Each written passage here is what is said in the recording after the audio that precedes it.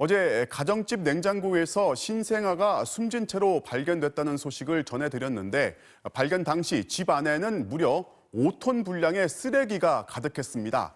경찰은 아이한테 학대 흔적은 없었다고 하는데 2년 동안 방치된 건 복잡한 출생 신고도 문제였다는 지적이 나옵니다. 조희연 기자가 보도합니다. 냉장고 안에서 2년 동안 유기된 영아의 시신이 발견된 가정집은 온통 쓰레기로 뒤덮여 있었습니다. 지난달 10일 이웃의 신고를 받고 경찰이 방문했을 당시 무려 5톤의 쓰레기로 집안은 발 디딜 틈조차 없었습니다. 이 집에서 7살, 2살 아이를 키우던 40대 엄마의 방임 정황을 확인한 경찰은 추가 조사에서 영아의 시신까지 발견했습니다. 경찰은 국과수 부검 결과 외력에 의한 손상은 없는 것으로 판단했습니다.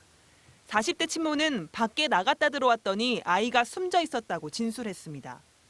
이에 따라 경찰은 학대로 인한 사망은 아닐 가능성을 높게 보면서도 혹시 친모가 아픈 아이를 의도적으로 방치했던 것은 아닌지 여부도 수사하고 있습니다. 외력에 의한 손상은 없는 걸로 나와서 이제 추가적인 부분에 대해서 조금 더 조사는 필요하겠지만, 살해했을 그런 가능성은. 친모는 법정 미혼모로 친부와는 교류가 없어 양육비 등의 조력을 받은 적이 없었다고 진술한 것으로 알려졌습니다. 그런데 앞서 지난 2017년 부산에서도 비슷한 사건이 있었습니다. 당시 34살 미혼모가 혼자 출산한 신생아 2명의 출생 신고를 하지 않고 아기가 사망한 뒤 시신을 여러 해 동안 냉장고에 보관하다 적발됐습니다. 현행법상 미혼모가 혼자 집에서 출산할 경우 출생 신고를 하려면 함께 있던 사람들의 서면 증명을 받아야 하고 유전자 검사 결과도 제출해야 합니다.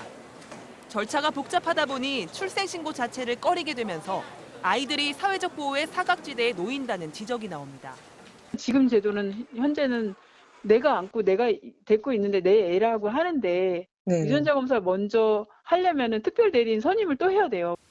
영아 사망과 유기 사건이 반복되는 현실에도 불구하고 개선을 위한 별다른 논의는 이뤄지지 않고 있습니다.